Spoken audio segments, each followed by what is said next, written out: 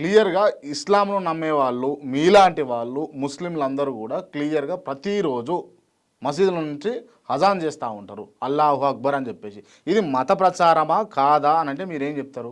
క్రాంతి గారు, ఒక విషయం, ఈ విషయంలో ఎవరైతే అపోహలను సృష్టిస్తున్నారో వారు ముందుగా తెలుసుకోవాలి, అది మత ప్రచారం ఎలా అవుతుంది, అది మత సంస్కరణ అవుతుంది తప్ప మత ప్రచారం అవుతుంది. ఉదాహరణకి మిమ్మల్ని నేను అడుగుతున్నాను, ఎవరైతే ప్రతిరోజు 5 సార్లు మస్జిద్ నుండి అల్లాహు అక్బర్ అని అజాన్ ఇస్తున్నారో, ఆ అల్లాహు అక్బర్ అని అజాన్ ఎందుకు ఇస్తున్నారు, ఎవరి కోసం ఇస్తున్నారు అంటే, ఎవరైతే ఆ కాలనీలో ముస్లింలు ఉన్నారో వారికి నమాజ్ సమయాన్ని తెలియజేయడం జరుగుతుంది. బాబు నువ్వు నమాజ్ గురా, హయ్యాల్ అస్సలా నువ్వు ఆరాధన చేయడానికి రా, హయ్యాల్ అల్ఫలా నువ్వు నమాజ్ చేసే సాఫల్యం పొందుతావని ఏ కాలనీలోనైతే ఏ ప్లేస్లోనైతే మజీదు ఉంటుందో ఆ మజీదు నుండి ప్రతిరోజు 5 సార్లు అజాన్ ఏదైతే ఇస్తున్నారో ఆ అజాన్ ద్వారా ముస్లింలకు నమాజ్ సమయాన్ని గుర్తు చేస్తున్నారే తప్ప అది మత ప్రచారం ఎలా అవుతుంది?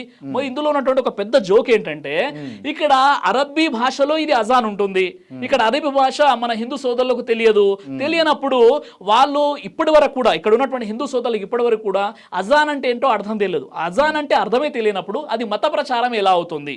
కాబట్టి ఖచ్చితంగా ఏ మసీదులో నుండి అయితే 5 సార్లు రోజు అజాన్ వినబడుతుందో అది కేవలము ముస్లింలను మసీదు వైపునకు నమాజ్ టైమింగ్స్ తెలియజేయడానికి తప్ప అది ఖచ్చితంగా ఎట్టి పరిస్థితుల్లో మత ప్రచారం కాదు.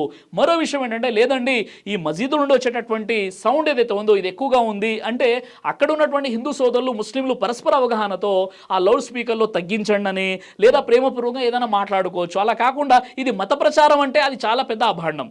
ఉదాహరణకి మీరు చూడండి, ఇప్పుడు మనం ప్రతిరోజు కూడా పొద్దున్నే మనకేంటంటే మన గోపురాల నుండి టెంపుల్స్ నుండి మనకు సుప్రభాతం వినిపిస్తుంది.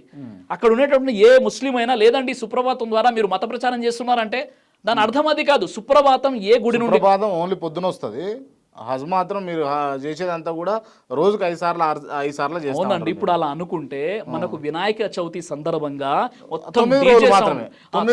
నేను చెప్తున్నాను, వినాయక చవితి సందర్భంగా 9 రోజులు డీజే పెట్టేసి ధూమ్ ధామ్ చేసేస్తారు. దీపావళి సందర్భంగా టపాకాయలు కాల్చేసి అది చేస్తుంటారు.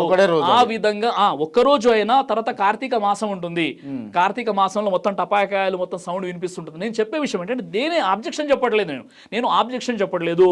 మీరు సంవత్సరానికి 9 రోజుల్లో చేస్తున్నారా 90 రోజులు చేస్తున్నారా అన్న విషయం కాదు. నేను ఇక్కడ చెప్పాలనుకున్న విషయం ఏంటంటే, ఒక కాలనీలో ఒక టెంపుల్ ఉన్నప్పుడు అక్కడ నుండి ఏదైతే మనకు సుప్రభాతం వినిపిస్తుందో అది హిందువులను ఉద్దేశించి ఆ టెంపుల్ ఇస్తుంది తప్ప ముస్లింలను ఉద్దేశించి ఇవ్వట్లేదు. అలాగే ఒక కాలనీలో ఉన్నటువంటి మసీద్ ఏదైతే ఉందో అది అజాన్ వినబడుతుందో అది ముస్లింలకు సంబంధించింది తప్ప అది మత ప్రచారం కాదు. కాబట్టి నేను చెప్పే విషయం ఏంటంటే, మనం ఒక సమాజంలో ఉన్నప్పుడు ఒకరి మత విశ్వాసాలను ఒక పద్ధతులను అర్థం చేసుకుంటే మనలో శాంతి సామరస్యాలు అనేవి వికసిస్తాయి. మనం కలిసి అన్నదమ్ముల్లా ఉండవచ్చు. మీరు చెప్పినట్లుగా లేదండి ఈ అజాన్ ద్వారా వచ్చేటువంటి సౌండ్ ఏదైతే ఉందో మాకు ఇబ్బందిగా ఉంది అంటే, అక్కడ ఒకవేళ హాస్పిటల్ ఉన్నా లేదా హిందువులు సోదరులు ఎక్కువగా ఉండి వాళ్ళకి ఏదైనా డిస్టర్బ్ అయినట్లయితే మీరు సౌండ్ తగ్గించండి అని ఆ కమిటీ వారితో మాట్లాడి చేయాలి. ఆ కమిటీ వారు కూడా ఆ విషయాన్ని అర్థం చేసుకోవాలి. దైవ ప్రవక్త ముహమ్మద్ సల్లల్లాహు అలైహి వసల్లం వారు తెలియజేశారు, కడుపుకు సంబంధించినటువంటి అన్ని రకాల వ్యాధులకు అద్భుతమైనటువంటి ఔషధం తల్బీనా. ఇది దైవ ప్రవక్త వారి సున్నత్, మంచి ఆహారం, ఇమ్యూనిటీ బూస్టర్, ఇందులో షిఫా ఉంది. ఇది మంచి ఔషధంగా కూడా పనిచేస్తుంది. కాబట్టి పిల్లలు అయినా పెద్దలు అయినా ఎవరైనా దీనిని ఉపయోగించవచ్చు. అలాగే ఖురాన్లో దైవం తెలియజేశాడు, తేనెలో మీకు స్వస్థత ఉంది అని. కాబట్టి స్వచ్ఛమైనటువంటి ఫారెస్ట్ హనీ కోసం మీరు సంప్రదించండి. అలాగే పురుషుల కోసం ప్రత్యేకంగా తయారు చేయబడినటువంటి షాహీ హల్వా, ఇది లైంగిక సమస్యలను దూరం చేసి శృంగార సామర్థ్యాన్ని పెంచుతుంది, మీ దాంపత్య జీవితంలో మంచి అనుభూతినిస్తుంది. ఇందులో ఎలాంటి సైడ్ ఎఫెక్ట్స్ లేవు. ఇది కంప్లీట్ గా హెర్బల్ ప్రొడక్ట్స్ తో తయారు చేయబడినటువంటిది. కాబట్టి స్క్రీన్ పై కనిపిస్తున్నటువంటి ఈ నెంబర్స్ కి కాల్ చేసి మీరు ఇప్పుడే ఈ ప్రొడక్ట్స్ ని ఆర్డర్ చేసుకోవచ్చు. కొరియర్ ఫెసిలిటీ కూడా ఉంది. ఆలస్యం ఎందుకు, వెంటనే ఆర్డర్ చేయండి.